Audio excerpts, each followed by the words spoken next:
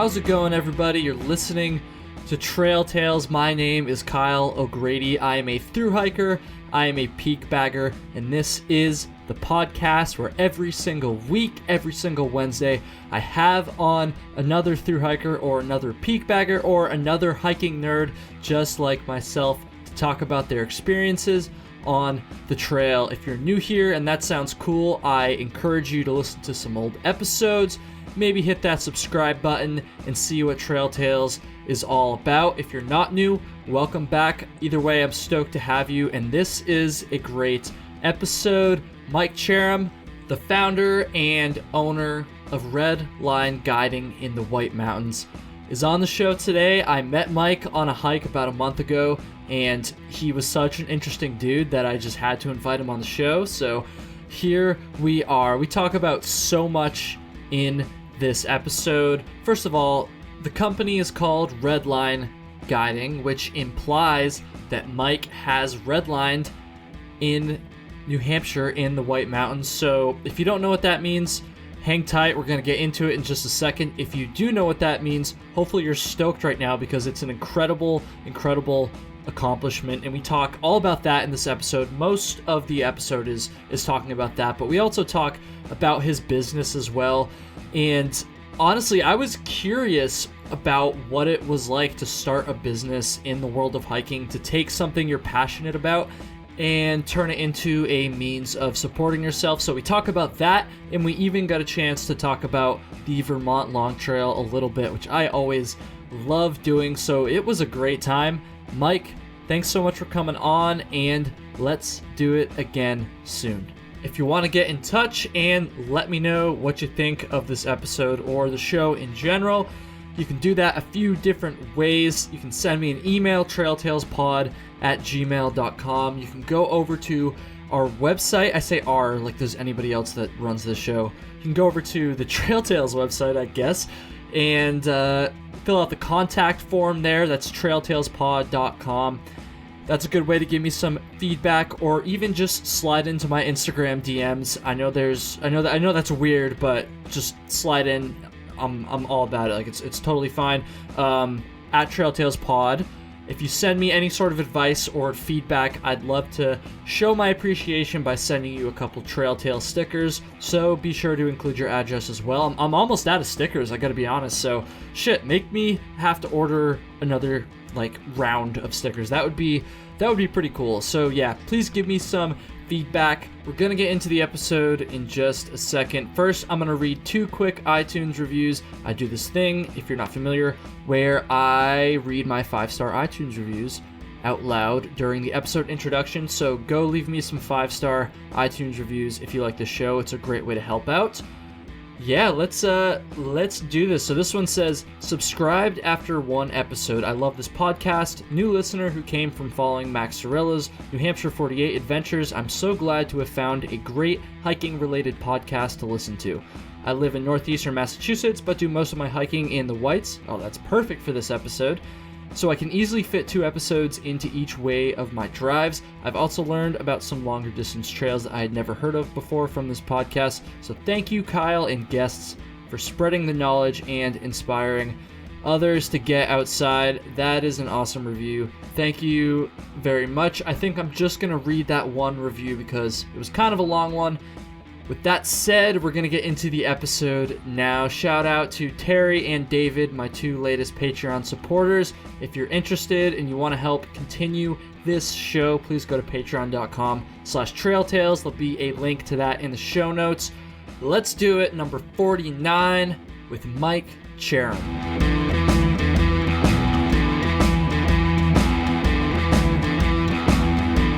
How's it going, everybody? I have Mike Cherim on the line. Mike, how's it going, dude? Hey, how's it going, Kyle? Thanks. It's going pretty well. I really appreciate you taking the time to do this show. I will say there are a couple firsts with this episode. First of all, I believe this is the earliest I've ever recorded an episode of Trail Tales. It's not that early. It's like 10:15 in the morning, but usually these are like in the evening, and instead of having a beer, which I usually do when I'm recording these. Right now I have a coffee, so I just felt like I needed to say that. And then the other reason this is a first is because Mike is the first guest that I'm going to struggle to explain this. I feel like he's the first guest that I've had on the show that I met in person after I started the show. So what I mean by that is I've had people on the show that I have met in person, obviously, and people that I know, but all those people I met before I started Trail Tales. Mike is the first person that I met after I started Trail Tales on the trail in person and invited to be on the show pretty much right then and there. I'll be honest, I don't like to bring up Trail Tales when I'm actually hiking because nobody really gives a shit about my like stupid podcast. But talking shop. Yeah, right. But we were just kind of talking about a lot of the stuff we're going to get into during this episode, and Mike had a lot of cool stories, and a lot of the things he said were kind of getting the gears turning, like the podcast gears turning in my head, and I was like thinking of all these questions that I could ask him, and so I was like, he's got to be on the show. So I invited him, and here we are. So Mike has done a lot of stuff in the whites. He's done other stuff as well, but he is, I don't even know what the right term, the owner, the founder of Redline Guiding in the White Mountains. Would that be correct to say, Mike? Yes, sir.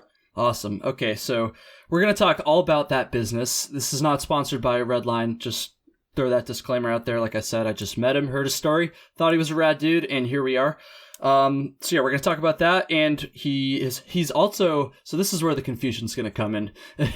Not only does he own and run this company, Redline Guiding, but he's also completed the Redline in the White Mountains, which we're going to talk about that too. If you don't know what that is, we'll get into that in just a second. So that's a redlining. Yes, redlining versus Redline Guiding. That's gonna trip us up this whole episode. You watch. Cool. Yeah, dude. So why don't you start by just kind of explaining a little bit more about who you are and how you got into hiking? I'm an older dude, 50s. I started hiking when I was very young.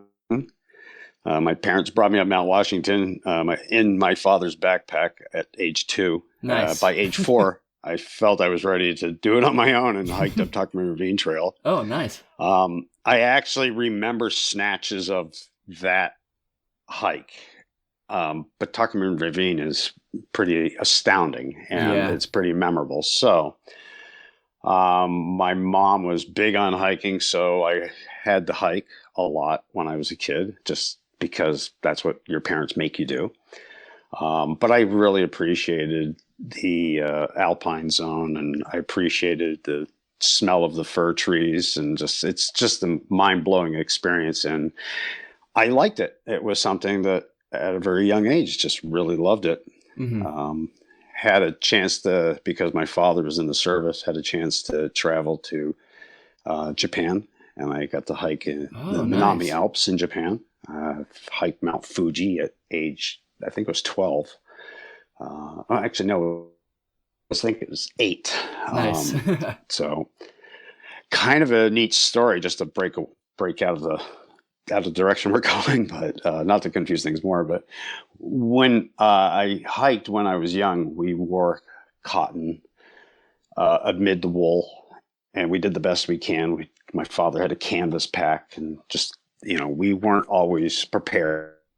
And it's funny that we survived these things, looking back retrospectively. Mount Fuji in particular is 12,000 foot mountain or something like that. Jeez. And we were going to do an overnighter. We were going to stay at one of the huts that they have on that mountain. And I didn't have pants. All I had were shorts as a kid. And it was cold up there. And the Japanese people, using pieces of cloth, washcloths and rags and whatnot, and safety pins, fashioned pants for me. Oh, wow. So back on track with the story.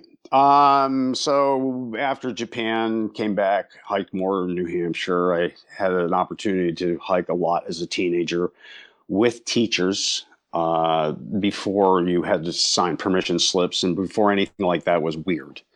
So it was just, I had teachers that were passionate about hiking and fishing, and they would invite me and other students out, and we would go out with them, and did a lot of hiking that way.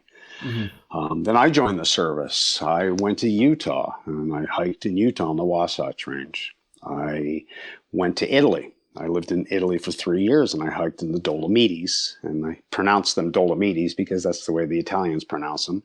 We would pronounce them the Dolomites. Gotcha. So really nice area, a lot of limestone over there. So it's a lot of blue water, a lot of cave exploration, spelunking, they call it. So, and that's about it. I had to take a kind of a hiatus from hiking for several years to have a family and smoke butts. I quit smoking cigarettes, really just to kind of to save my life. And that led to hiking again. I returned back to it when I realized that, wow, my lungs are regenerating. I'm actually getting my health back. Yeah. So it sounds like you took, how long was that break between, all those experiences you had when you were younger and when you finally started to get back into it? Well, there was a tapering back in New Hampshire where I hiked a little bit, but it just kind of tapered off. So say 15, 20 years, actually. Wow. Okay. Interesting. Quite a bit, yeah. So here's a good question that just popped into my head. Sure. What like differences did you notice after kind of coming back to that same area, whether it be environmental or even just culturally, the other people you were seeing on the trail? Can you kind of just talk about that a little bit? I actually don't remember until I look at photographs from back when I hiked when I was a kid and stuff. There's a picture of my mom and I on Tuckerman Ravine Trail. And it looks a lot more like a hiking trail in this photo than it does now. Tuckerman Ravine Trail in particular is heavily trafficked, and it also has snowcats riding on it. So it's road width plus all the way up to, midpoint up in the mountain, up to Herma Lake Shelter, Hojos, they call it. So, other than that, when I was a kid, I always wanted to live between the North Conway Village and Glen. I love the area, and it's certainly more populated now, more densely traveled. There's a lot more traffic now, but I wasn't driving back then, so you know what I mean? It really, maybe I just wasn't that aware of it, or wasn't that much of a pain. Yeah. And I've learned living here, I've learned how to circumvent the traffic. I've learned how to understand the dynamics of the ebb and flow of traffic in North Conway, and I've come to a management level of understanding anyway. Yeah. Yeah, dude, I've driven through there quite a bit as well.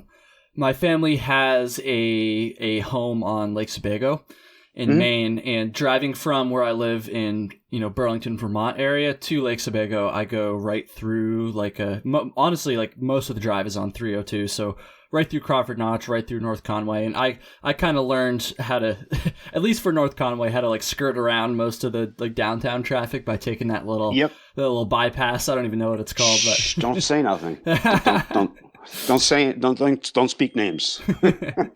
keep that on the DL. But. Yeah, the QT. That's funny. And also kind of funny. So after we met, but before now, obviously, I've driven through there a couple times since then, and I actually just happened to notice the Redline guiding sign the last time I drove through there in Intervale. You said, right? Is that what it is? Intervale, yeah. Intervale. Okay, yeah. Technically it's Bartlett, but in Intervale, 14 Intervale Lane, Intervale, New Hampshire is a lot easier to remember. That's all. Yeah, definitely. And it works. Definitely.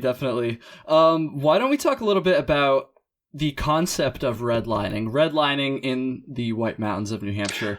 Okay. So why don't you start by, I'm sure a decent amount of people listening know what it is, but I'm sure a lot of people also don't. So why don't you start by just explaining what redlining is? Okay, so in a nutshell, redlining is to hike all the trails that are described in the White Mountain Guidebook, which is produced by the AMC. It's written by, edited by Steve Smith, Mike Dickerman, and Steve Smith's the owner of the Mountain Wanderer bookstore in Lincoln. So really interesting. Great guy. If anybody's ever going through there, stop in. Dude, I actually went there a couple months ago, and I didn't have that much time because I was on a road trip, so I couldn't really look around too much. I was there just to get a specific map, but I'm very much like a map person. Like, I love physical maps. You know, I like Guthook and all the apps and stuff too, but honestly, if I prefer a map, I really do.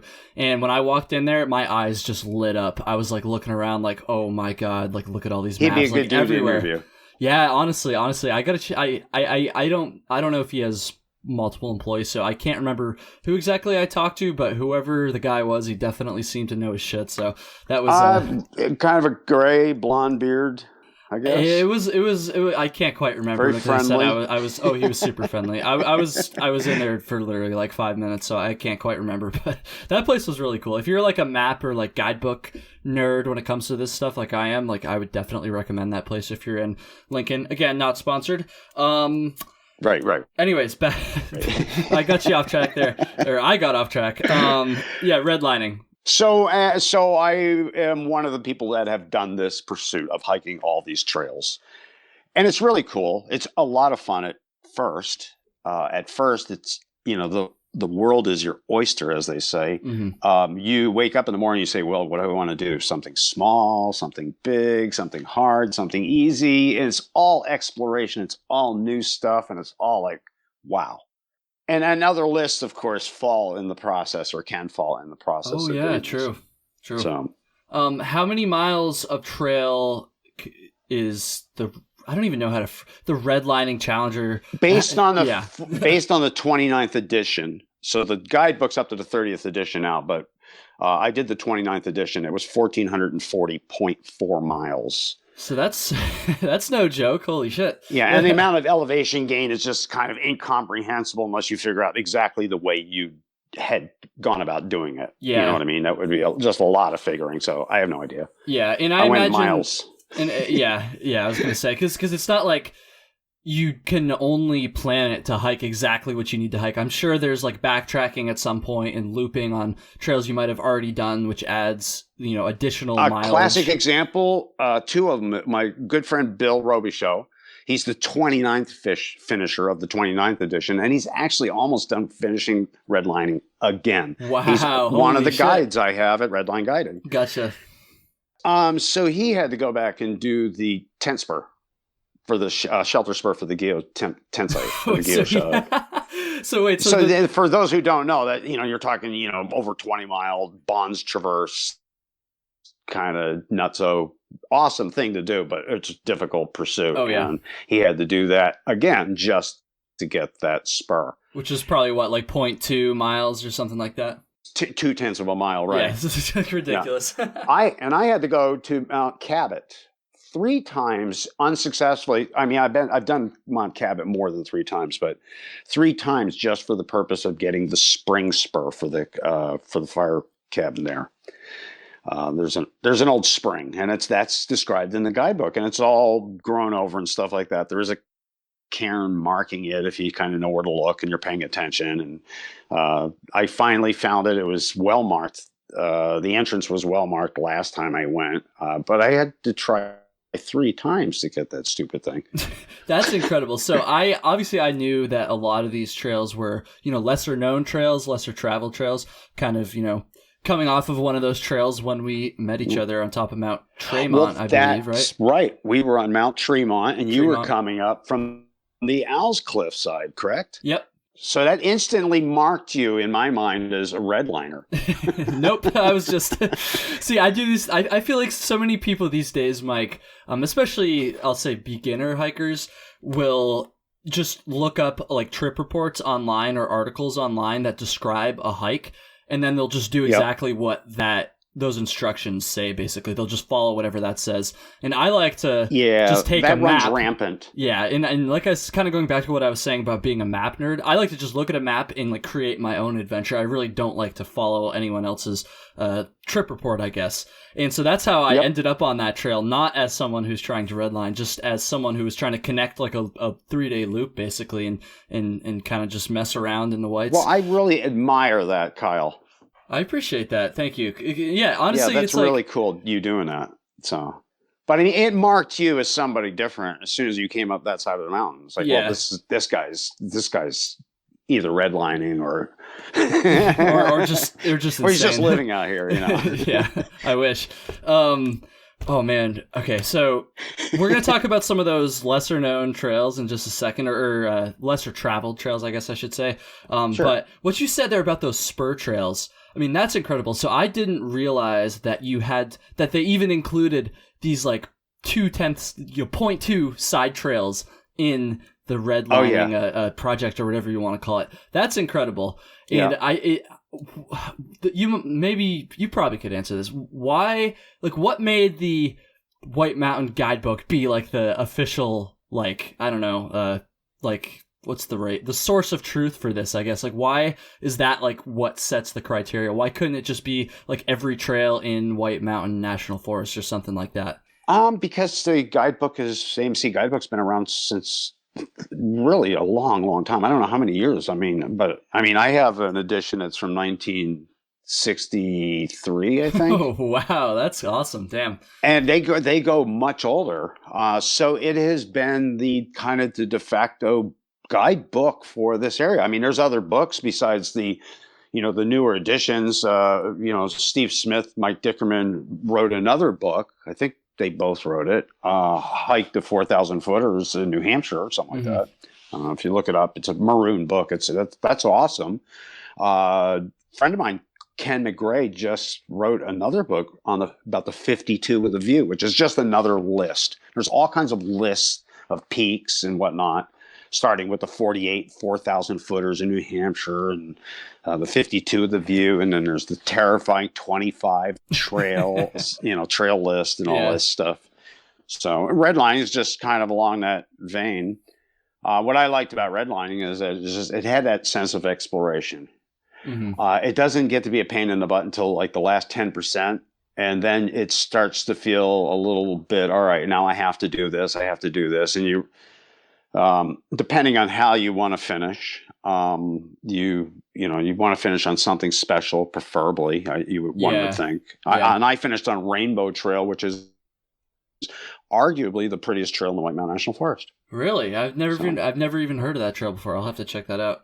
It's off of Carter Dome. Okay, cool. I've been over there. I did Black Angel once, and I've done the AT through there a couple times. That was part of I stayed at Perkins Notch tent site in the Wild River. I went down Wild River Trail, went up that end of Black Angel Trail, the western side and the Black Angel Trail I needed for Redline. Mm-hmm. And that was a pretty trail with one kind of like, oh my gosh moment on it. It's just a little scrambly thing that you might fall, you won't, but and then up to Carter Dome and down Rainbow Trail over South Carter Dome, which is a beautiful summit, better than Carter Dome actually. But. Actually, just a couple episodes ago, I was talking with Sean Crawford, Syntax 77, and we were kind of talking about how Carter Dome is a little bit overrated in that regard. How long did it take you to complete the Redline? So it took about 3 years from when I started keeping track. My friend Bill Robish, I told you about him. When he was doing redlining, I'd go on hikes with him just because that's what friends do with other friends. Friends hike with friends. Oh, yeah. So I was going out on some of his redlining hikes, and it's like I was immune to it. I said, I'm not doing this. This is dumb. You're nuts, man. All this. And then he and I went on a 5-day backpack. We did the western part of the state, which isn't even on the maps. It's part of from Dartmouth over to Glencliff. Part of that isn't even on the maps, so we have to use different maps, National Geographic maps, to get that done. But we went on this 5-day backpack, and I really enjoy backpacking. We've been good friends for years, and it was a fun trip. And it's like, wow, decided to download the spreadsheet and see where I was on the redlining, pursuit. Mm-hmm. And I believe I was at 42% when I finally started officially. And it took me 3 years after that. It should have taken me 10 years. I just went at a more leisure pace for the last 2 years. So, yeah. But I had gotten all the way up to the 8. I did like over 40% in 1 year. That first year I started keeping track. I went kind of gangbusters. And that's incredible. And it's just, it really is. It's just such a worthy pursuit. I get to see so much. And I think it's one of the things that makes my company, Redline Guiding, stand out, is that we're not just going to some, like you say, a trip report and, doing this prescribed hike. Like, so let's say Franconia Loop. Beautiful hike, best in the country, yada, yada, yada. Very crowded. A lot of people up there. Oh, yeah. And that experience can be found elsewhere in the whites.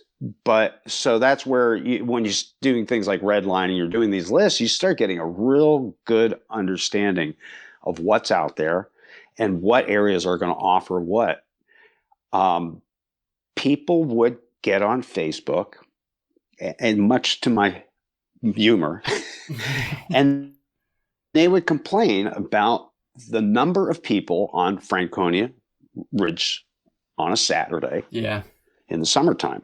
As if, first of all, they're not part of the problem. Yeah, right? And second of all, what did you expect? So, and then I would just laugh at this because it's like, wow, I haven't seen anybody for 6 trips. I think, Mike, it's so awesome that you're saying this stuff. A lot of my listeners that have listened to the last, I don't even know, batch of episodes, more recent episodes, have heard me say this multiple times, but I've been trying to go, which is exactly, how we met on that hike I was doing. I was trying to go and explore areas of the whites that I hadn't gotten around to seeing when I was, pursuing the 4,000 footers. And I feel like you're kind of saying the same thing there, at least in the regard that you're talking about bringing people out to some of these areas that aren't as heavily traveled, aren't as well known. And also that obviously relates back to redlining. You get to see these areas that most people aren't seeing. So I love to hear that because that's pretty much exactly what I've been kind of talking about these last couple episodes. So that's fantastic. It gets even better, Kyle, if I may. Yeah, go for it. The Forest Service really promotes the use of doing things like redlining. Because the term that they use is dispersal of use. And that really impacts the forest a lot less if you get people spread out instead of having these places. You go up to, not to pick on Franconia Ridge, but you go up to the summit of Lafayette and it looks like the moon up there. Mm-hmm. And if you go to other places in the whites and you realize that's not actually what it's supposed to look like up there. Mm-hmm. If it were pristine, it would be rocks with lichens, with alpine plants, probably nestled in the little nooks on Franconia Ridge. Instead, it's kind of dirty and it's scarred just from the number of boots walking on it and stuff like that. So. Yeah, definitely. And it's a little bit tricky because Franconia and the Presidentials are obviously very unique. Those are, one of a kind places. They're absolutely incredible. But what I think people don't realize is that I feel like most of the people listening to this show probably realize it, but, the more casual hikers probably don't realize that there's so many other, amazing, amazing places in the whites and other, everywhere for that matter. You don't have to just go, way above tree line to get those awesome views and get those awesome experiences, Yeah, there's a lot out there and, that's just on the trails. Don't even get me started about bushwhacking. Oh boy, yeah. If you look at the maps, there's a whole lot of green without red lines on them. Mm-hmm. See, I haven't done any bushwhacking yet. Although I will say that I think I should have brought my map with me here. There's a Bartnum Trail or something like that I came up to meet you on top of Tremont the first time. Yeah, I know what you're talking about. That was basically that felt like a bushwhack, but yeah, that is. I was going to say that side of the mountain is pretty grown in, and that's really steep. And I went down that when I redlined that. It was pretty sketchy. Yeah. So I got onto Owl's Cliff actually, and I had one bar and sent a text to a buddy of mine and asked him if he could pick me up on Bear Notch Road because I didn't want to go back up. And I was redlining. I said, well, this is just a great opportunity for me to finish this whole segment of trail and whatnot. Yeah. And he got the text, and he happened to be driving by, and it actually worked out perfectly because it wasn't at all inconvenient for him. I mean, he was actually going to be on Bear Notch Road at the time I needed him to be. So he got there like 15 minutes before I showed up, and he start walking down the trail. He's wearing his Crocs and stuff. It's like, hey, buddy. The trail gods provide. Damn, that's pretty funny. Yeah. But that trail, see, and this is kind of leading into my next question about this. That trail was hardly a trail. I talked about this a few episodes ago. I've done other trails that are certainly not as well traveled as the more popular trails. So I wasn't going onto that trail expecting it to be like, any portion of the AT through the Whites as far as impact goes. But that was probably the most like seldom traveled trail I've ever hiked on. Not just in the Whites, but anywhere. I mean, I was talking about this with Sean Crawford, Syntax 77. That trail, like, if somebody wasn't an experienced hiker and didn't know what signs to look for as far as staying on trail, like things like little like worn roots and things of this nature. Exactly, dude. Exactly what I'm talking about. And think about now what the leaves are going to drop. It's going to get really hard. Yeah, honestly. And it's like if someone didn't kind of have that, have that, like, or know what to look out for, basically, I feel like they could have easily gotten lost on that trail, or at least had to turn around. Hopefully they would have turned around if they couldn't stay on trail. I think that's Brunel Trail. Brunel Trail. Something with a B. I know it starts with a B. I should have had a map in front of me. Yeah, I was gonna say the same thing. So my question is, you probably can't give me like an exact number, obviously, but just like roughly, like how much of the red line, is that even the right way to say it, like the red line, or how much of redlining is on trails that are like that, not well traveled, kind of difficult to stay on? Quite a bit. A lot of the trails in the wilderness areas, and even non-wilderness areas like into Kilkenny, between Wombeck and over the Weekses. So before everything between there and Cabot? Mine Fart there on the Bunnell Notch Trail or whatever it is. Everything in between there is like ferns. It's really hard to follow and stuff like that. You have to become, if you're going to redline, you have to become a tracker, so to speak. Mm-hmm. You have to learn how to find corridors. You have to learn how to note the signs. I mean, sometimes it's something really dumb that just people will walk by and they won't notice. But boy, there's a log over there with a rock on it.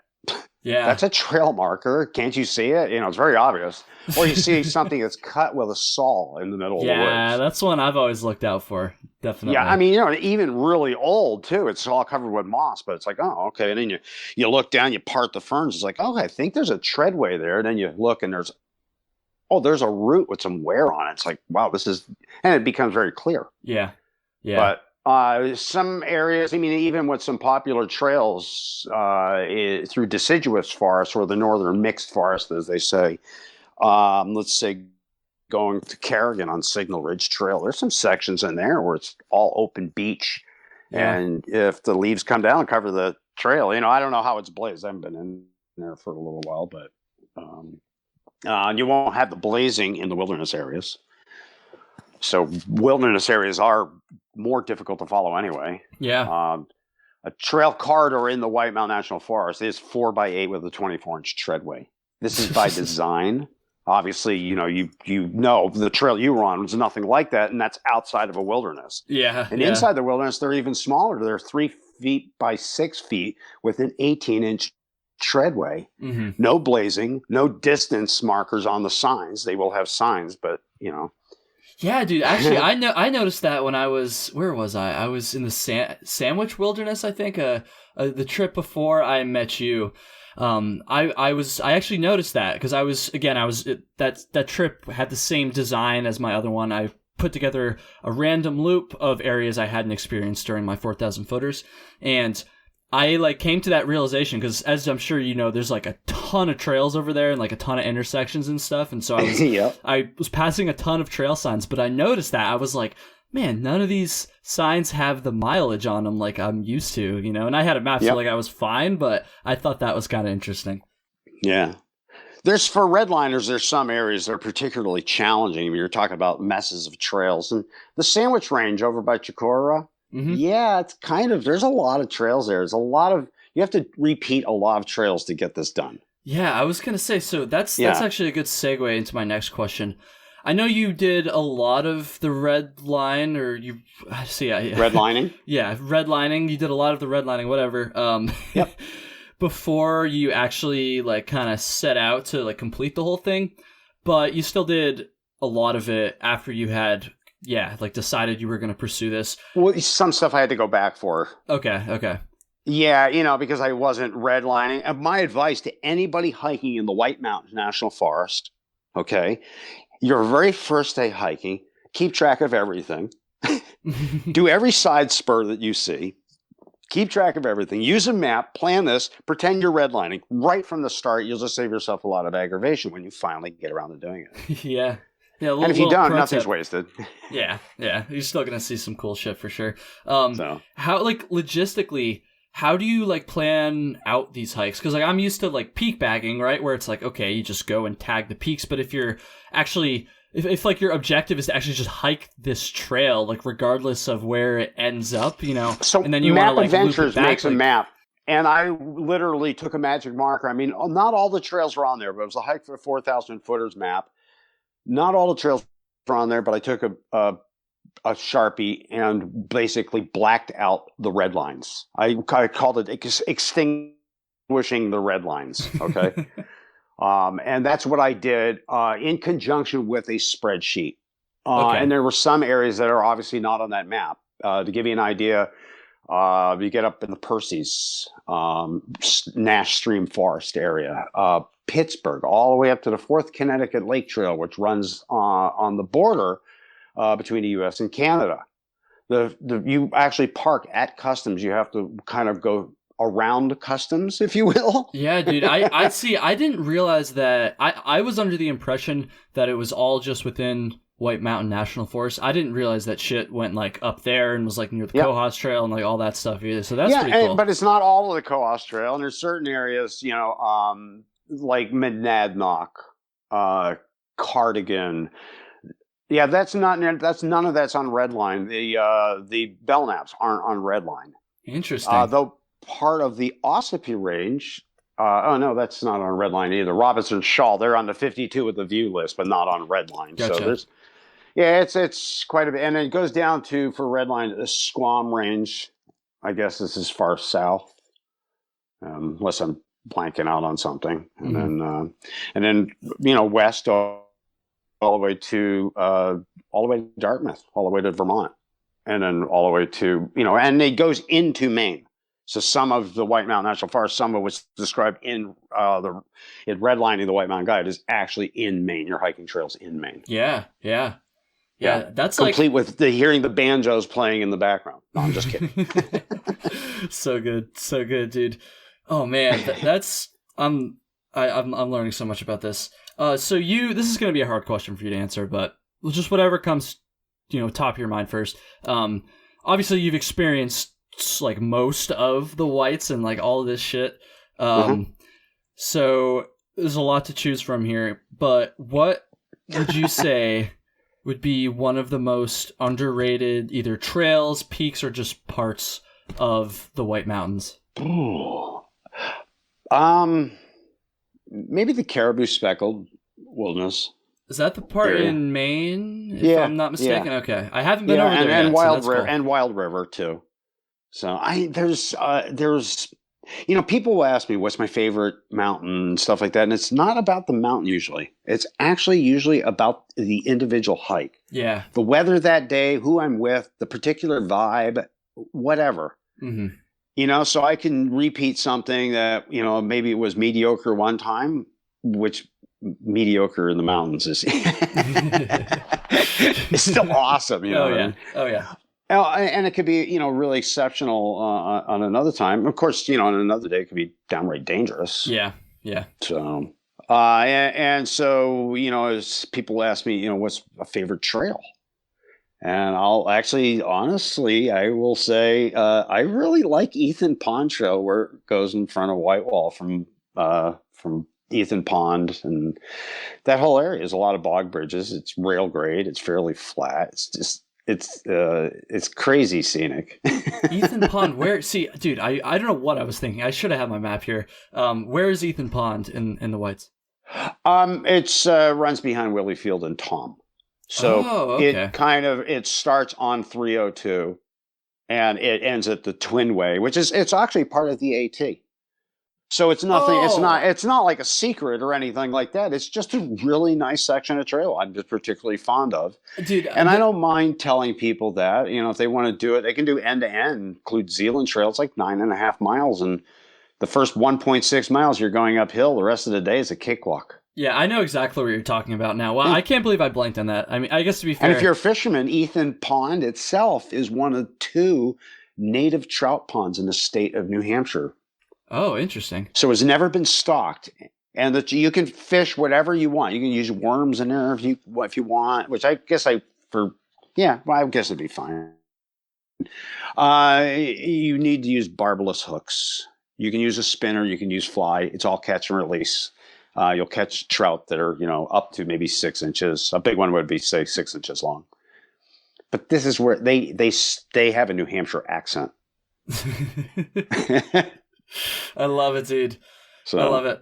And Whitewall Slide itself, for those so inclined, it's pretty gnarly. It's the kind of thing you probably want to, wear like climbing helmets and be really cognizant of rock fall. It's a very active slide. I'm not endorsing or suggesting anyone go up there, but those so inclined, those that are properly trained or guided, it's really kind of neat. That's a bushwhack. Yeah, dude. So I'm kind of pissed I blanked on that when you first said it, because I absolutely remember that section going through there on my AT through hike in 2018.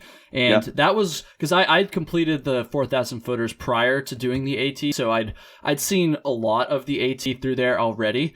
But I hadn't ever gotten around to going from the Zealand hut down to 302. So that was one of the few areas in the Whites, or on the AT in the Whites, that I hadn't done yet. And I do remember that section. That was really fucking cool. And that slide reminded me quite a bit of the Adirondacks, because in the Adirondacks, I don't know if you've had a chance to go over there, but there's a ton of slides like that. Like, I don't know, it's just more common over there.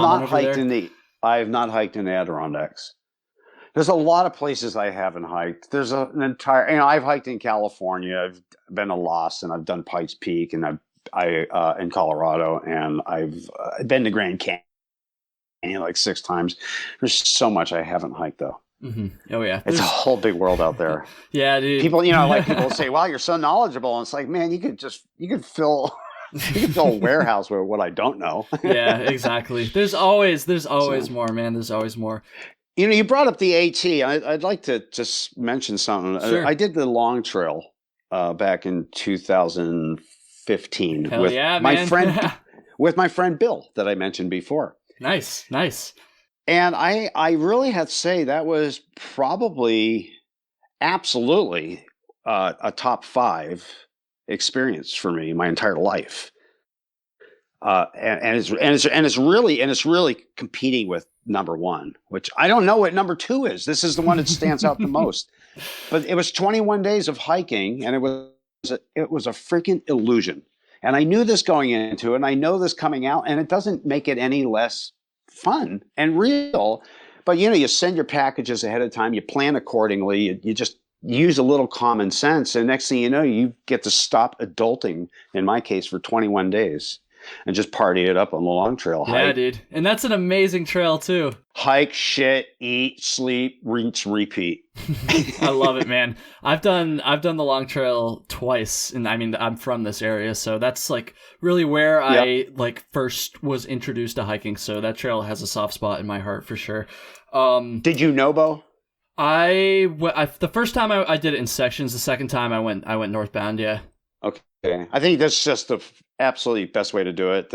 The terminus of that trail on the Canadian border. It's amazing, dude. It's amazing. Oh my God. I was almost reduced to tears. It was certainly bittersweet because it was, had to come to an end. Yeah. So.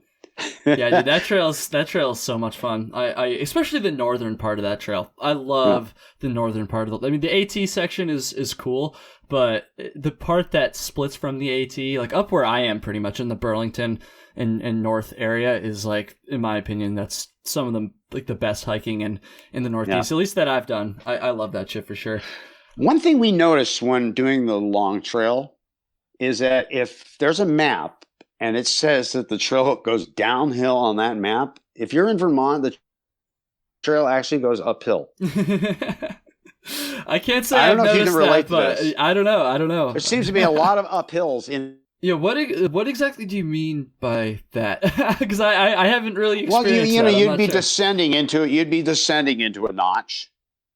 So you'd be coming off the summit. You'd be coming off the summit of a mountain, and all of a sudden you're like you drop into a valley, and you're going up over another ridge. And it's like, wow, I'm going uphill again. We just seem to notice that a lot. Bill and I both. I was like, my God, there's a lot of uphill in these downs. Yeah. That's and we noticed, and we called the viewpoints that were on the map, we called them view knots, because almost, and we did it in the fall, but we still had some leaf cover. So yeah, I don't know. It's a perspective. Yeah, dude, I didn't expect to talk about the long trail. I always love talking about the long trail because, like I said, that is like. I mean, that's how I started hiking. My section hike of the long trail, I was still in high school at the time, and that was like my first ever like hiking accomplishment. So, real soft spot there. I kind of want to talk about. We're like 40 minutes in here. We haven't even talked about the Redline guiding yet. So I want to give you a chance to talk about this. So yeah, why don't you just go ahead and explain what exactly your guiding service is? Okay. Well, we provide 3 basic functions. One, we guide outdoor adventures. So we will take people on New England 100 highest peaks. We will take them into Maine and do stuff over there. We'll take them into the Whites if they're working on the 48. If they don't have somebody to hike with and want an experienced companion, we do a lot of stuff like that. Even some really highly trained people, they know the dangers of hiking solo. So like in the wintertime, they'll hire us to go with them. We train and take a number of people up Mount Washington in the wintertime. It's kind of something that you really need to do once in your life. You know what I mean? To do Mount Washington in the winter. So it's pretty epic. And then the second function we offer is to do wilderness education. So we teach people map and compass skills. We teach people campcraft, which is basically backpacking 101. Teach people how to do river crossings, which is a really, really enjoyable class, I have to say, on a really hot summer day. Yeah, I can imagine. That makes a lot of sense. Yeah, well, I mean, we get right into the science of rock hopping and get people to understand that, how to read the rocks, and then how to read the rivers when fording, and then use team fording techniques. There's actually quite a bit involved with it. Mm-hmm. It's based loosely on, 1, my own experiences as a hiker, and 2, as it's some training that I had gotten through an affiliation with Search and Rescue. Okay, cool. So interesting. And the third function that we offer, which could be classified as an outdoor adventure, I suppose, depending on how you look at it, is we offer mountaintop and wilderness wedding services. Dude, when you told me that when we met each other, I was like cracking up. I think that's fucking awesome. Weddings on top of a mountain. I love it. I just did one, a real memorable one. It was such a beautiful day. It was on South Twin. I just, met the couple up there. They stayed at Galehead Hut, and I went up the North Twin Trail and went over that way. How frequently are people like using your services for that? Like, how often are people getting married on top of mountains? It's probably like 1 in 4 are mountaintop, or maybe half of them are. A lot of them are like Square Ledge or Cathedral Ledge or Ellis, Glen Ellis Falls and stuff like that, mm-hmm. which is great. I mean, these are awesome locations, and that's, they're relying on our knowledge of the area for accessibility, convenience, yet still having that, stunning wow factor Elephant Head, that's been used a few times. I've done, Mount Willard, Mount Washington, and Star King. I did a sunrise wedding on Little Haystack, and that was particularly cool. I met they stayed at Liberty Spring, and I hiked up Falling Waters Trail, in the pre-dawn. Met them up there, and I'm always early. Being late to a wedding is just unacceptable. So I'm like up there, hunkered in the rocks for an hour before sunrise. And they get there, they're on time, and they get there, beautiful wedding. And that was a really nice one because, thank you guys, and have a nice trip back. They went back to Liberty Spring tent site, and I finished the loop. I was on at 7 a.m. I was over in Lafayette. There you go. Not battling the crowds, I should add. Yeah, no kidding. One of the things that really stuck out to me when learning about Redline guiding is that you were able to take something that you were passionate about, that is hiking, and turn that into a business, turn that into a means of supporting yourself, and give you the opportunity to live in the whites. Because, as a software developer, I can't really do that. There's not exactly too many software companies in North Conway. I'll say that. So that really stuck out to me. So it was a dream of mine. Yeah, dude. I'm really curious to hear about kind of the history. What kind of pushed you over the edge to start this, and I'm also kind of curious to hear if you were kind of nervous to kind of take that step and actually go ahead and pursue this. Not really. So I remember I mentioned I quit smoking. Yeah. My ex-wife had quit smoking at the same time, except she didn't. She relapsed, if you will, for lack of a better term. Uh-huh. And I was taking off. I was going hiking. I was rejuvenated, to say the least. And I was taking off on a Saturday, coming back on a Sunday, just totally charged. Mm-hmm. Totally. God, like I had sex. My ex-wife I believe she thought I was having an affair. My daughter told me this. And I really was, but it wasn't with another woman like she thought. I was having an affair with the mountains. Yeah. So that basically led to a divorce. I came home from hiking. She was gone one day. She can't do this anymore. She must have thought I was fooling around on her. I said, well, what am I going to do? I had a business. She was the general manager for the business. We had been married for 26 years. And I sold the company and sold the house and sold everything. Basically, kind of had to. And split everything. And I said, well, this is my chance. This is a do-over. And I had been hiking a lot. And it's what am I passionate about? And Jesus, I've been hiking. I've been passionate about hiking since I was a little kid. Like I said, 4 years old, Mount Washington in summer. And I decided I wanted to be a mountain guide. I knew there was a long, long history of hiking guiding in the White Mountain National Forest, long before it was White Mountain National Forest. With the Crawfords up in Crawford Notch, taking people up Mount Washington on horse or by foot. And the women in their, the dresses with the, 8 layers of fabric in these poofy dresses that they're wearing back in the day. So there's a long history of that. And I thought it's an honorable thing to do. It's not like working at the DMV. People come to us, they want to be there. Yeah. They're happy. And it's just a super positive vibe, and the whole energy of the whole thing is just it's such a good experience. And I really, part of it is, a big part of it is my guides. My guides are awesome.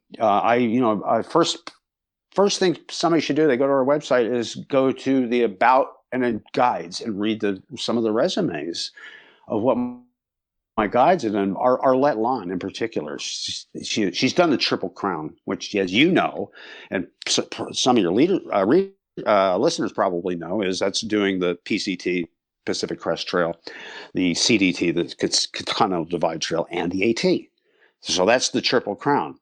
She's done that. That's just scratches the surface of what this woman has done.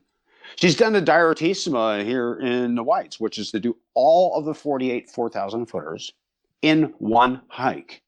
So it took her 8 days and change, something like that. Which is incredible. So beating her old record of 9 her husband's even crazier for and rich. I forgive that term if you hear this. Crazy's not the right term, but he's done like back-to-back diarrhytemas. Oh wow, damn. And he'll do the Kilkenny or he'll do Mahoosuc Range, which it's 32 miles and it's 32 Mahoosuc miles. Yeah, and you've done the AT, so you know exactly what I mean. Oh yeah. And he's gotten to the end of that and turned around and gone back. That's 64 Mahoosuc miles. That's incredible. In That's a day. Incredible. Yeah, it's he's not one of my guides. That's her husband, but her credentials are equally as powerful, and half my guides, it's just the same way. They stuff that they have done, their experiences, and they're passionate about this. So when people book with us, they're not just getting somebody who has medical knowledge. They're getting somebody who really understands the mountains around them. They know the lore. They know, and I'm not one, I don't know all the flora and all the fauna. I if I was going to go into the whites naked and afraid, I'd probably starve to death. So I know of a handful of things I can eat, and they're seasonal. Trust me. I'd be trying to live off pine needle tea, I guess. Yeah. I wouldn't. I don't think I'd do too well either. Definitely not. I guess bracket fungi are edible. I could crunch on those. They're in abundance. Bracket fungi. I see. I literally know nothing. Like I would end up resorting to eating like dirt probably, or like those are the ones that look like little shells. Okay. Actually, I think I do know what you're talking about. Yeah. Some of the bigger ones, they use them for art. They scribe the underside, the white underside, and it's pretty. Cool. Yeah.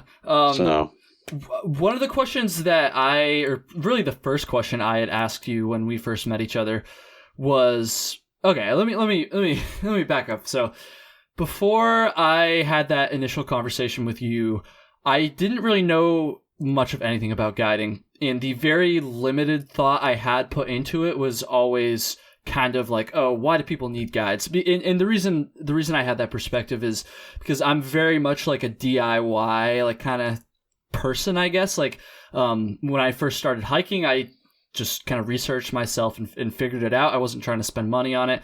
With this podcast, for instance, I do everything, all the editing, all the planning. I built the whole website myself. Like that's very much like who I am as a person. So personally, that's how I roll too. Exactly. So it's like personally, it's not intuitive for me to spend money on having somebody like taking me out there like that. Yeah. And so that's kind of the question I asked you was like, why do people need a guide? And your answer, which I'm going to let you give in just a second, obviously really kind of changed my perspective a little bit. So I'm sure there's somebody else out there that feels the same way I do. So I kind of want to give you a chance to maybe change their mind a little bit, or you didn't even really change my mind. You just kind of educated me. Cause like I said, hadn't really put that much thought into it, but yeah, why do people use your services? Who are your clients? Can you just talk about that a little bit? Well, I mean, like I said before, a lot of people just want a companion, and having a knowing companion is, somebody who's trained is even better. Mm-hmm. But they don't want to go to Facebook and, pick someone off the shelf, so to speak. We're a known entity. Yeah. People know what they're getting with us. They know that they're getting professionalism. They know that they're getting, the training and the background and stuff like that. So there's certainly that safety perspective.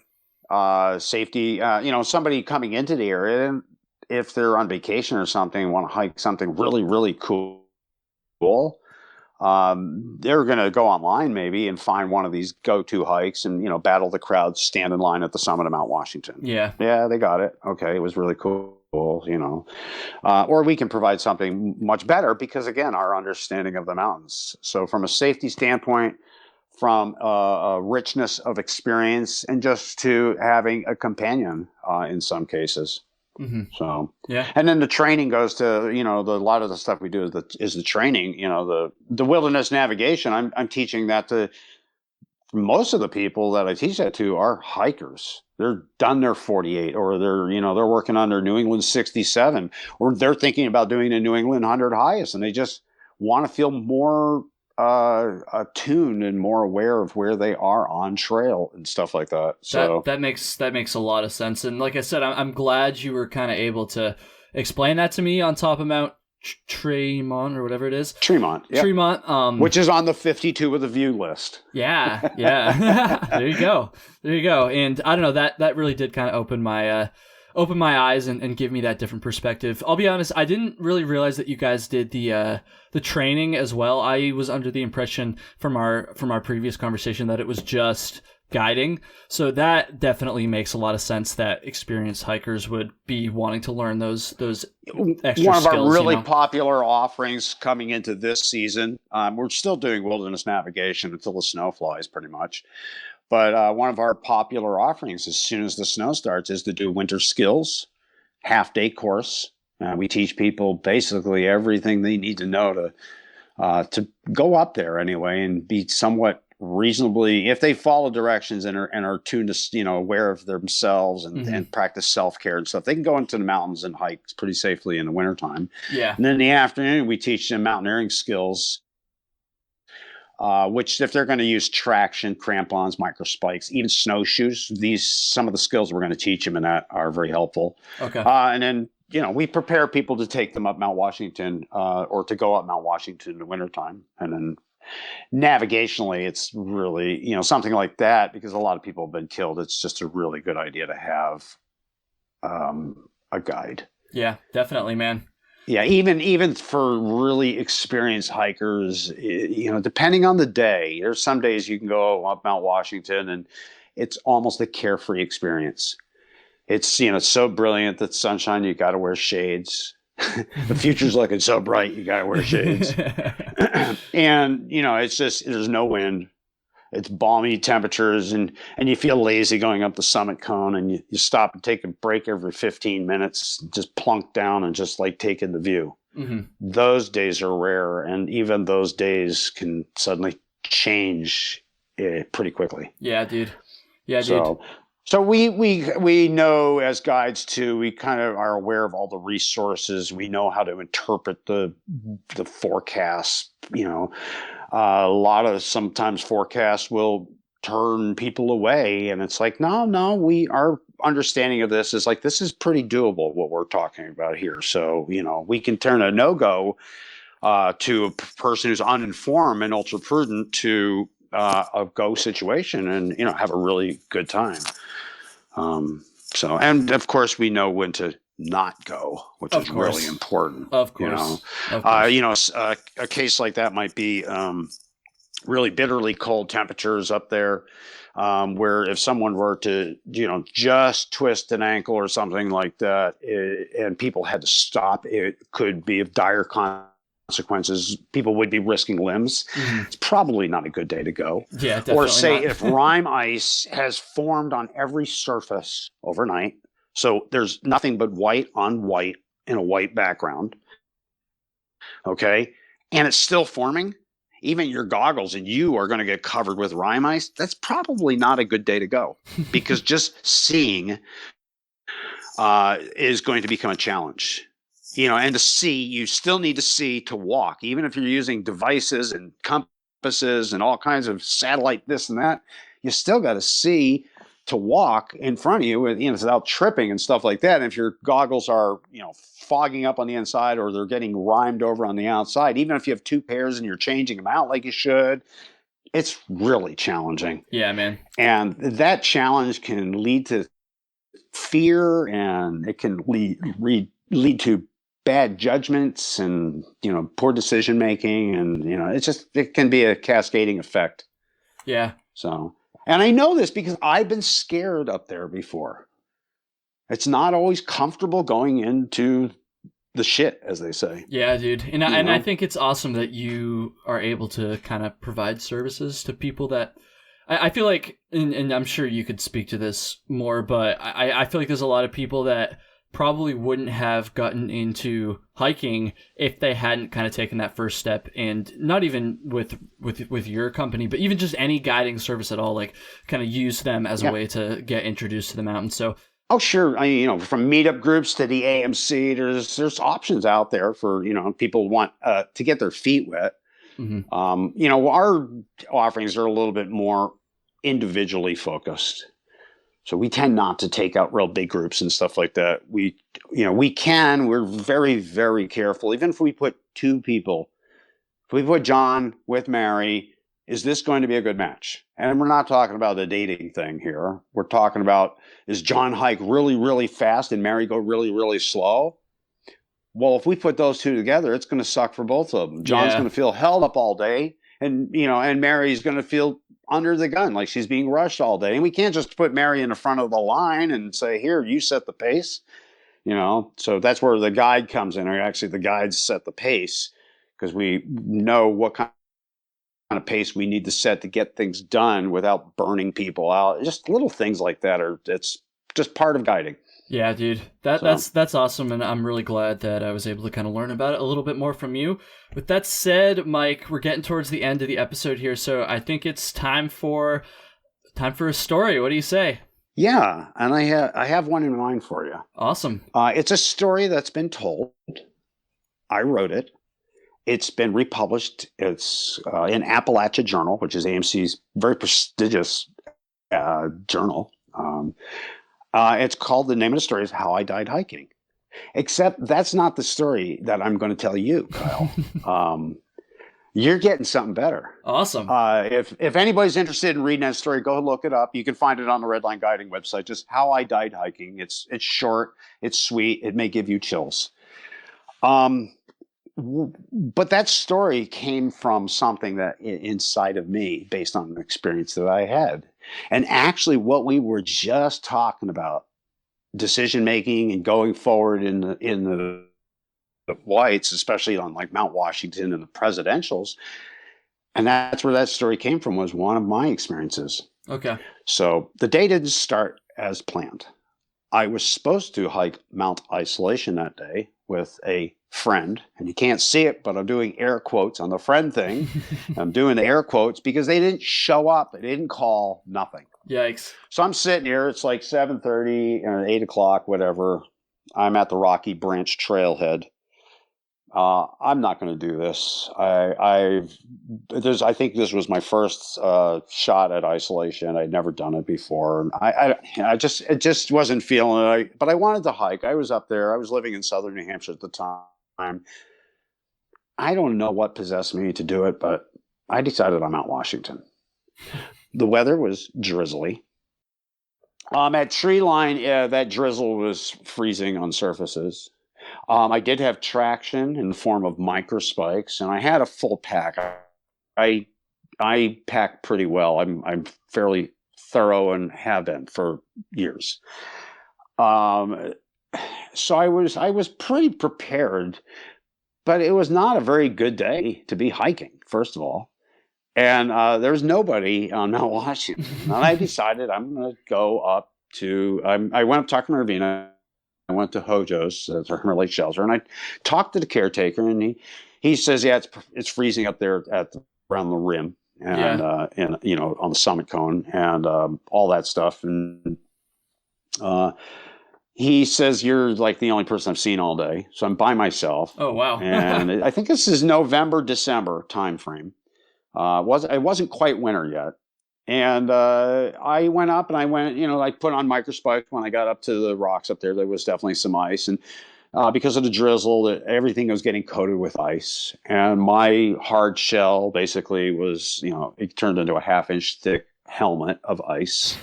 My trekking poles got very, very thick. And I talk about this in that story. And all of that comes from that experience. And I went to the summit.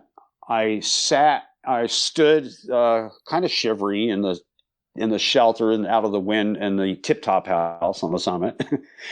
and I went back down and the plan was to go down Lionhead Trail, this using the summer route, of course. It was still the way. And I did, and I dropped down and I made it back to Tuckerman Ravine Trail, and I went up to Hojo's. Actually, you have to climb back uphill just to tell the caretaker that, hey, I'm off mountain. Because I didn't see anybody all day. And just in case he was wondering, I figured I would tell him. I don't think he cared. And I went back down and nothing happened. And I was none the wiser of I guess where a lot of people are none the wiser what could happen. But that story that I wrote is a spin-off of that experience. And I felt a little fear up there. And I did feel that, if something went wrong, this could be a bad situation. I debated when I was standing out there, what should I do? Yeah. Should I continue on towards the summit? Should I just hit Lionhead Trail? I decided the summit. And as it turns out, because, there's an expression that I've seen, but I have no idea who to attribute it to, but it's the mountains spare most fools. I was that fool, and I was spared. In other words, I went up there in not ideal conditions. I was by myself. Things could have gone bad, but they didn't. And I lived to tell about it. And I didn't need a guide, right? Yeah. And if we knew, of course, when we knew we were going to get into, say, a car accident, we would, pull the car over. And so you just don't, you don't know what you don't know. You don't know when things are going to go bad. And so that experience was the inspiration for that particular story. I got you, man. Man. And honestly, I didn't die. So it was an imagined tale. Thankfully. I think that's awesome that you were able to kind of recognize how you messed up there and kind of share that story with people. I feel like for the most part, hikers are usually pretty good about knowing their limits and knowing if they do push those limits too far. But it's always a good reminder. And I'm glad you're able to share that, Mike. We're gonna wrap this up, but before we do, why don't you plug your website and your social media, all that stuff, so people can go check out Redline Guiding next time they're headed up to the Whites. Just go into Google, type in Redline Guiding. You'll find our website, redlineguiding.com. For Facebook /Redline Guiding. That's our Twitter, and everything posts to that automatically and all that stuff. And on Instagram, same thing, Redline Guiding. Awesome. Yeah, we're pretty easy to find. I'll have a link to all that stuff in the show notes as usual. Everybody go check out the website. Go find that story too. I read it. It's really freaking cool. Mike, thank you so much, man. This was sweet. Really appreciate it. Awesome, Kyle. Thanks for the experience. I really appreciate it. So, and this was fun. I've enjoyed our conversation quite a bit. Dude, me too. We'll have to do another one sometime. Don't hang up quite yet on me, but to everybody listening, thank you so much. Yeah, hopefully they're still there. All 4 or 5 are still hanging on. Dude, I'm sure they're still there. This was a good one for sure. Thanks so much for listening, everybody, and have a good one.